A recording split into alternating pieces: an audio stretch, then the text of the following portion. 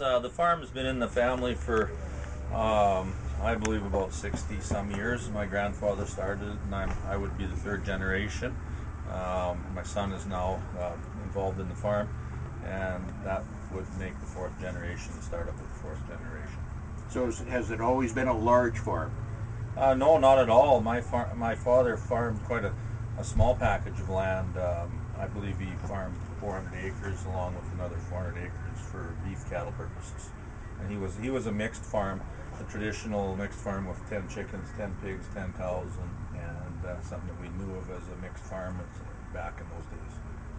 So when you took it over, was it a decision you made that I want to be a big farmer? I mean, there's no question you're a big farmer.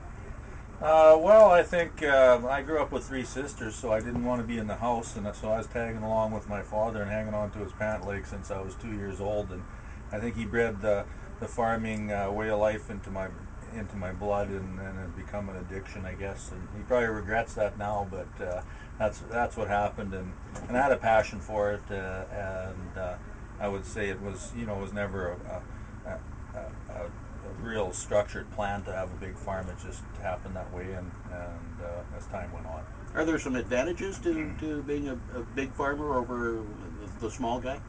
Oh, no doubt there's advantages as far as the economics of scale. We take advantage of that as much as we can.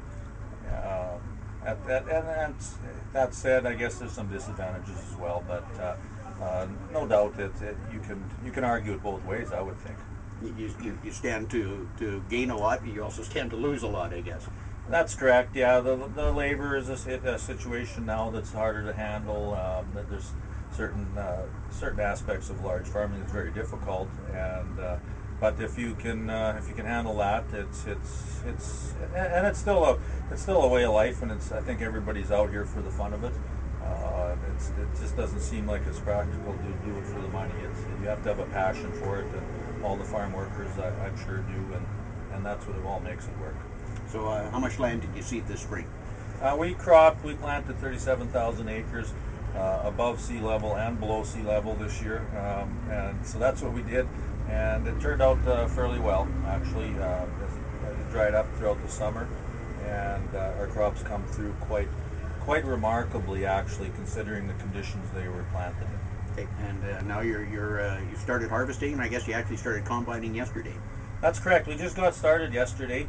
We were just getting organized, and our crops were delayed. We seeded right from May into June 21st, so our crops are spread right out, and we were pre-harvesting and swathing, and we're not doing any